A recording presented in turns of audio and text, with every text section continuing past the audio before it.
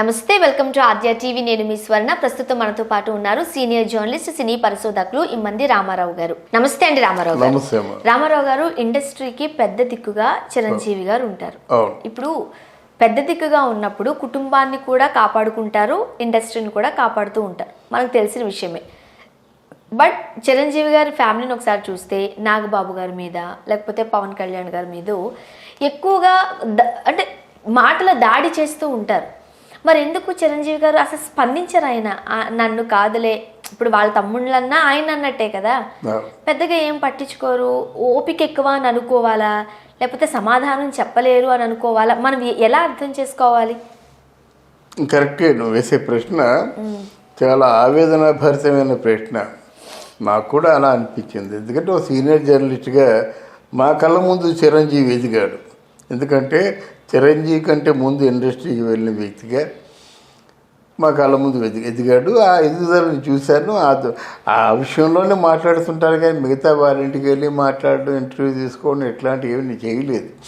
ఏదో ఒకటి రెండు సందర్భాల్లో చూసుకోవడం, దగ్గర ఉండడం జరిగింది. ఇక్కడ చిరంజీవి గారిని ఇండస్ట్రీలో ప్రతి ఒక్కరూ వాడుకుంటున్నారమ్మా. ఆయన ఆపద్బాంధవుల్లో క్యారెక్టర్ ఉంది కదా, అట్లాంటి క్యారెక్టర్ అనుకుంటాను నేను. నాకు పర్సనల్గా ఇంటరాక్షన్ లేదు, కానీ ఎవరైనా ఆపద్బాంధవుల్లో ఆ క్యారెక్టర్ దగ్గరికి వచ్చి నాలుగు పొగడ్తలు పొగిడితే అలాగ అమాంతంగా ఆంజనేయ స్వామి ఒళ్ళు పెరిగినట్టు పెరిగిపోద్దన్నమాట. ఎంతటి వరమైనా ఇచ్చేస్తాడు. అలాగే ఇక్కడ ఆపద్బాంధవుల్లో క్యారెక్టర్ లాంటి క్యారెక్టర్ కాబట్టే చిరంజీవి గారు దుర్మార్గుడికి అభయిస్తారు, సన్మార్గుడికి అభయిస్తారు. ఆడు పనికి మాలిన వాడని తెలుసు, వస్తే ఆదరిస్తారు.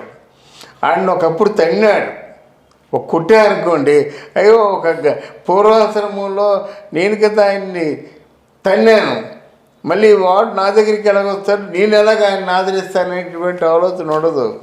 నిన్నే ఇవ్వాలి ఇట్లాంటి ఆలోచన ఉండబట్టి. మరి మూడోది ఏంటంటే అక్కడ అంటే చిరంజీవి గారికి సంయమనం పాటించినట్టయితే జెంటిల్మెన్ అనే పేరు వస్తుందనేటువంటి ఆలోచన ఉండొచ్చు. ఇక్కడ ఈ ప్రస్తుతం ఉన్నటువంటి వర్తమాన సమాజంలో అది చేతగానితనం అనిపించుకుంటుంది. ఇప్పుడు ఒక చెంప కొట్టినట్టయితే మరో చెంప చూపించు అనేది గాంధీయవాదం. కానీ ఈరోజు అలాగా ఇంకో చెంప చూపించినట్టయితే ఇంకో చెంప కూడా పగలగొట్టేస్తారు. అలాగే ఆ టంగుటూరి ప్రకాశం పంతులు మమ్మల్ని అక్కడ కాదని ఎక్కడ కాదంటే మొత్తం ఎక్కడ గాలి చేస్తారు. అంటే రోజులు అలాగ ఉన్నాయి.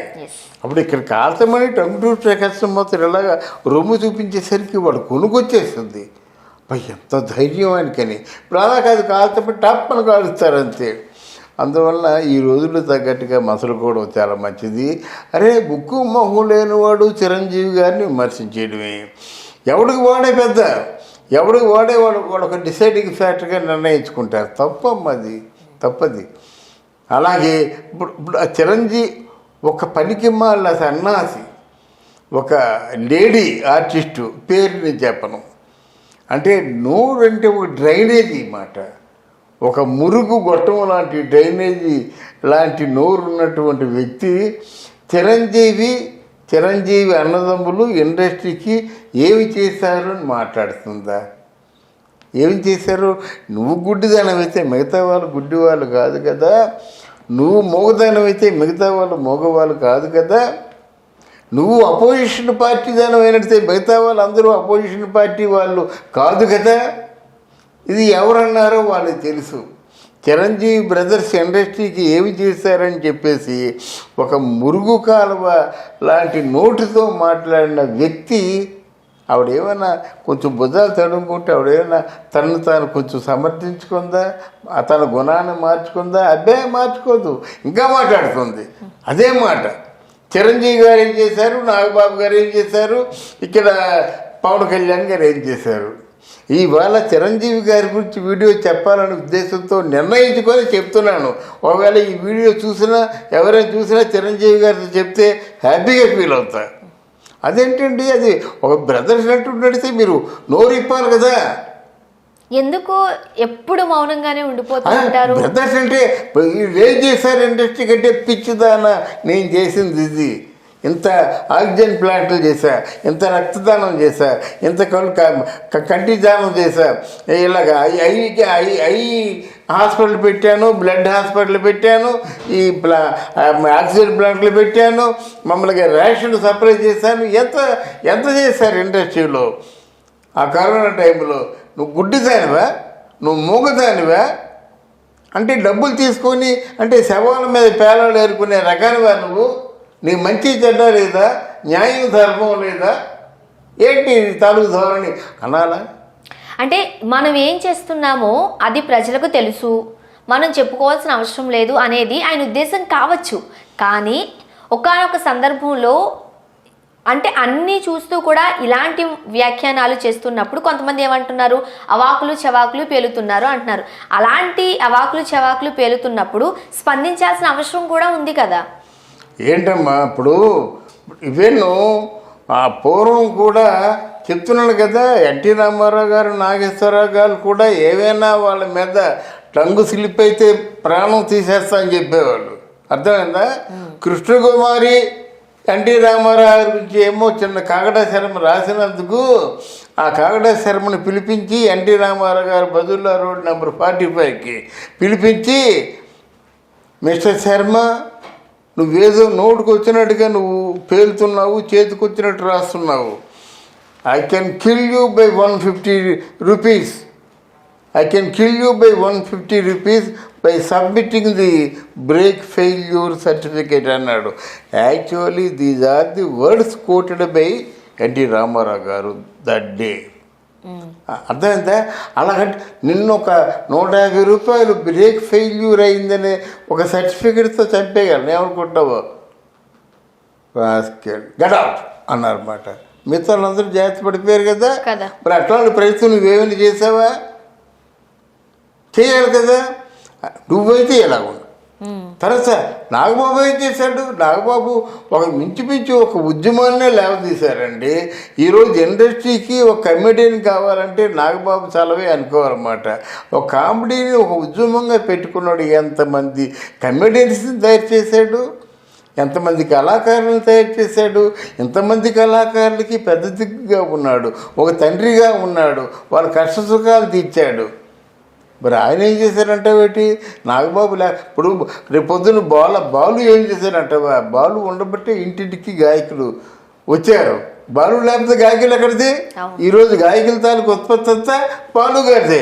అలాగే కమ్యూనిస్ట్ తాలూకు ఉత్పత్తి అంతా నాగబాబు గారిదే. మరి ఆయన ఏం చేశారంటే ఏంటి? ఇంతమంది కళాకారులు తయారు చేస్తుంటే నీ కళ్ళు లేవు అంటే జబ్బల మీద గొద్దులు, రొమ్ము మీద గొద్దులతో నీ తాలూకు అంటే ఆనందాన్ని తీర్చుకున్నావా? Be careful. రెండోది. మూడోది, పవన్ కళ్యాణ్ నీ కౌలు రైతులు ఆత్మహత్య చేసుకుంటే ఇంటింటికి వెళ్ళి 1,00,000 రూపాయలు చొప్పున ఇవ్వడం కళ్ళజోడలేదా నువ్వు? ఒక సెలబ్రిటీ అన్న హోదాని పక్కన పెట్టి వాళ్ళతో పాటు కింద కూర్చుని వాళ్ళు ఏదిస్తే వాళ్ళ పాత్రలో తిని తాగి వాళ్ళకి డబ్బులు ఇచ్చి వచ్చారు. పలకరించి వచ్చేలేదు. పలకరించి వెళ్ళాడమ్మా. కష్టం అంటే సాయం చేసి వచ్చారు. కష్టం అంటే ఆయన సహాయం చేస్తున్నాడు. అందరితో పాటు నేను ఒక మానవ సంబంధాన్ని మెయింటైన్ చేస్తున్నాడు. వాళ్ళ మీద నిందేస్తే నీకు ఈరోజు తగిన మూల్యం చెల్లించుకోకపోవచ్చు, తర్వాత నువ్వు తగిన మూల్యం చెల్లించుకుంటావు కదా. ఎందుకంటే మనం చేసిన దానికి వెంటనే రియాక్షన్ వచ్చేది కానీ వస్తుంది ఒక రోజుకి వస్తుంది మాట. ఏంటి జీవితాంతం నువ్వు టూరిజం మినిస్టర్గా ఉండిపోతావా? జీవితాంతం ప్రభుత్వం డబ్బుతో నువ్వు అంటే కాలయాపన చేయగలవా? ఏదో ఉంటుంది, నీకు రాసి పెట్టింది ఏదో జరుగుతుంది కదా. ఇక్కడ నేను చెప్పేది ఏంటంటే చిరంజీవి ఖచ్చితంగా దీన్ని ఖండించి నా జోలికి రాకు. నేనేం చేశానో జర్నలిస్టులు చెప్తారు, లేకపోతే ప్రజలు చెప్తారు, లేకపోతే ఆర్టిస్టులు చెప్తారు. కానీ జోలికి వచ్చినట్టయితే మర్యాదగా ఉండదు అని చెప్పేసి ఏదో ఒక భయం పుట్టించకపోయినట్టయితే ఆ పేలే వాళ్ళు అలా పేలుతూ మిమ్మల్ని ఎంత తక్కువ చేస్తున్నారు. తక్కువ చేస్తుంటే ఎందుకు మీరు తల దించి ఉంటున్నారు, తల ఒగ్గి ఉంటున్నారు? వాళ్ళకి మాత్రం సరైనటువంటి సమాధానం చెప్పాలని తప్పకుండా ఇది మీ అభిమానులు గాయపడుతున్నారండి. నాగబాబుకి అభిమానులు ఉన్నారు, పవన్ కళ్యాణ్కి అభిమానులు ఉన్నారు, మీకు అభిమానులు ఉన్నారు. మీరు బాధపడండి, పర్వాలేదు. మీ అభిమానుల తాలూకు మనోభావాన్ని గాయపరిచేటువంటి అధికారం మీకు లేదు. రైట్. ఒక అభిమానిగా చెప్తున్నాను, తప్పకుండా మీరు ఆ దెబ్బకు దెబ్బ తీగిపోయినట్టే వచ్చి రాబోయే కాలంలో మీరే ఎందుకు ఇలా నేను లొంగిపోయానని తలదించుకునే పరిస్థితి వస్తుందని తెలియజేస్తూ సెలవు తీసుకుంటాను. Thank you so much. Thank you. Right.